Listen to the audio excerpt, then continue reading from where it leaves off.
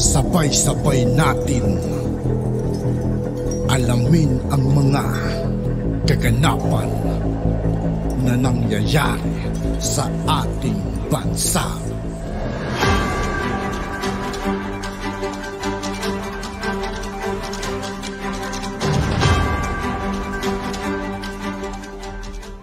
Yo, what's up mga kaibigan? This is I2K po again.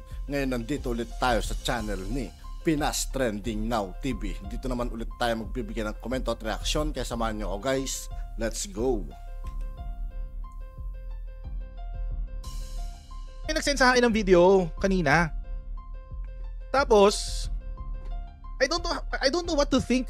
I don't know what to think or what to make of this. I don't know what to make of this. Kasi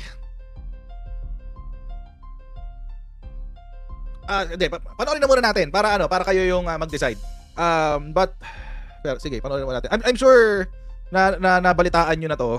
Itong si Waldy Carbonell ba to? Carbonell yung last name yata nito. Waldy Carbonell. Sinend lang sa akin to kanina. Ngayon mga kochero, I'm paano ba natin breakdown? Ay, meron ako. Ba't may mouse sa mukha ko? Ano ba? Anyway. Panoorin muna natin. And then, let's try to make sense out of this. Panoorin muna natin. Isang mapagpalaya lalo po sa ating lahat, mga kaibigan. Ito po ang kawal ng demokrasya, Waldy Carbonell. Nagsasabing, Allahu Akbar. Mga kaibigan, ang ating pong ibubunyag ngayon ay masyado pong masela na paksain sapagkat ito ay isang gawain na involved po, kasangkot po dito o mamamahagi po nito magiging haligi ng pangyayaring ito. Ang pang-aagaw ng kapangyarihan sa Malacanang ay walang iba kundi ang armadong military. At ang nasa likod. Doon pa lang medyo medyo dapat ingat ka na sa mga sasabihin mo kasi you're alleging something that the military will do. Yun. Again mga kochero, paano ba to? Pinapakita ko tong video na to hindi para iba si kuya or si tatay, but really to ang dami kasi nagtanong ang dami nagtanong sa akin kung anong palagay ko dito. Siguro may 4 o 5 nag-send sa akin itong video na to. So ako naman, sige, tingnan natin, topic natin, and then let's break this down para let's see the validity or the kung paano is there a possibility na mangyari yung ina-allege niya or lakas maka-eli pa mato. O nga But anyway, ng disenyong ito ay walang iba kundi ang dating tabgawawenyo na alkalde, naging pangulo ninyo. Ang pangalan ay Rodrigo Traidor Duwag Duterte. Siya galit na galit siya kay Tatay Diggs. Galit na galit siya kay Tatay Diggs.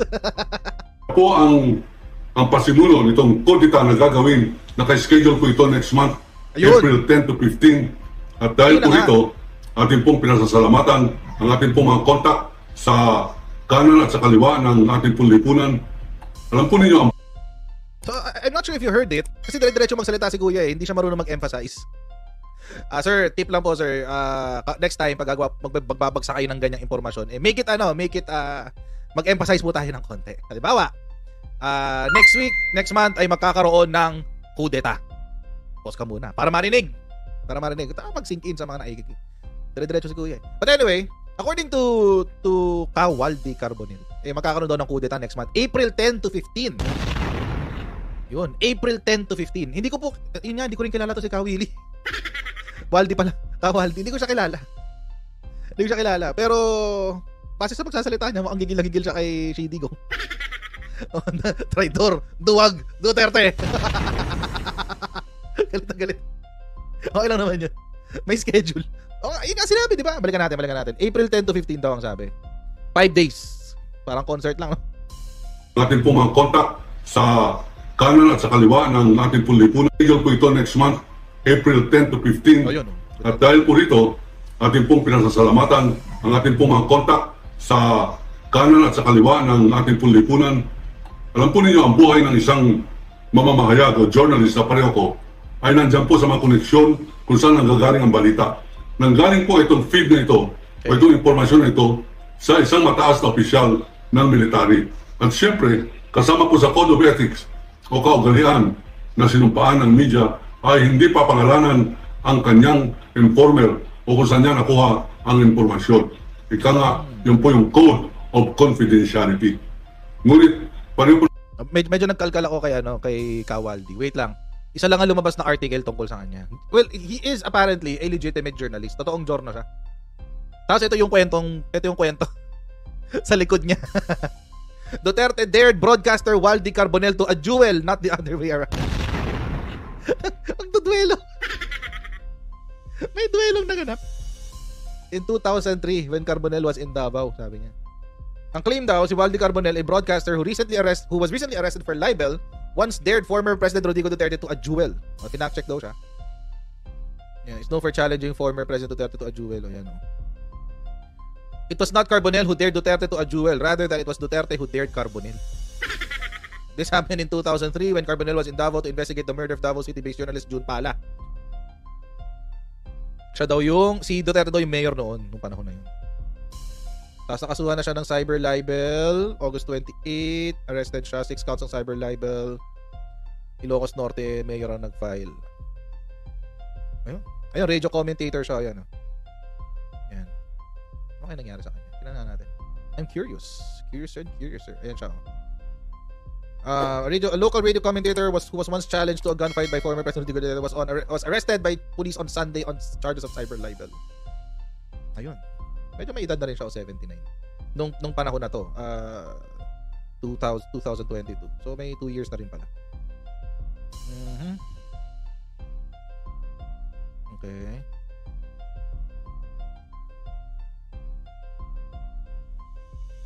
NPC siya, National Press Club. Si Kuya. Okay. Tapos, the move apparently infuriated. Okay, dahil nag-i-investigative journalism si Kuya sa Davao noong 2003. Nagalit sa kanya si Digong. Tapos sabi sa kanya, magbarilan daw sila 9 AM the following day. Tapos, eto.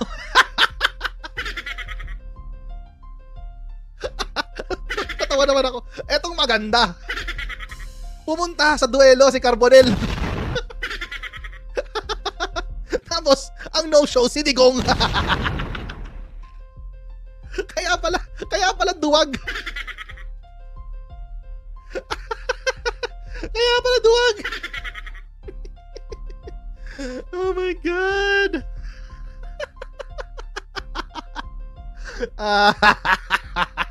Naghamon ka ng duelo tapos ikaw hindi sisipot. Ang tigas ng muka.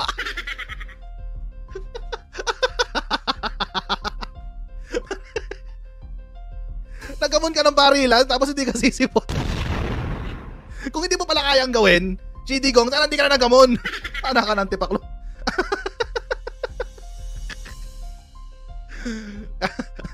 Ang tapang ng pangulo nyo, uy, mga DBS. Carbonell lang sa kalam.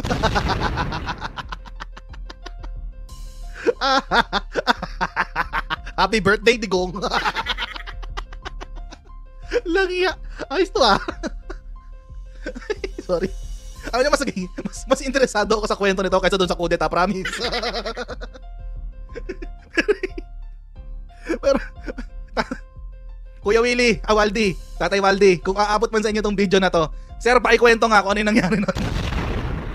Gusto ko malaman paano kayo hinamon ni Digong at paano hindi siya sumipot. Duterte was a no-show. Tikas na mukha ni Digong. Ay, Diyos ko. Happy birthday, Digong. Tuloy natin. Unang pagbubunyag ng araw hinggil po sa plano ni Duterte na ipasara ang ABS-CBN. Tayo po nanguna na magbalita niyan 4 months bago po isinagawa nila Congressman Remulla, Congressman Defensor at si isa pang kongresistang party list Marcoleta, ang kaibigan Attorney Marcoleta. nanguna sa pagpapasara ng ABS-CBN.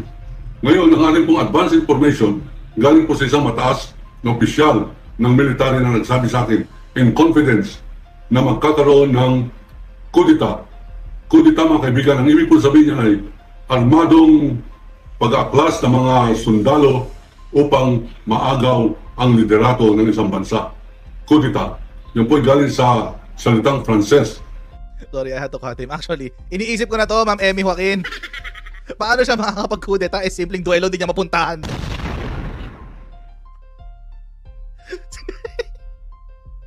Simpleng duelo din niya mapuntahan. Mag-organize pa siya ng kudeta. Duwag. Tuloy natin. At ito po ay gagawin nila at ito ay sinatagalog na sapagkat ito yung mga pag-aklas ng military na pinasimulan nila Gringo Honasan noong 1986 pero hindi po nagtagumpay laban kay Cory Aquino. So Ram to. Ito po ay ginawa rin ni Sonny Trillanes ng Philippine Navy laban po kay Gloria Macapagal Arroyo. Ngunit hindi rin natuloy sapagkat napakadaling sumuko itong si Trillanes. Ngayon mga kaibigan, ang may pasimuno po nitong kudita na darating ay hindi po military, kundi financier o funder ng military ng pangalan ay Digongong Duterte. Digunggong. Grabe naman. Kung makapagsalita naman siya ng gunggong, akala mo walang nagawang maganda ang ating mahal na dating Pangulong Rodrigo Duterte, mga kaibigan. Di ba? At yun nga po mga kaibigan, dito po nagtatapos ang ating reaction video. Muli ako po si I2K ng Sundalo ng Dunggalo. Maraming salamat sa patuloy na pagsuporta. Yeah, peace out.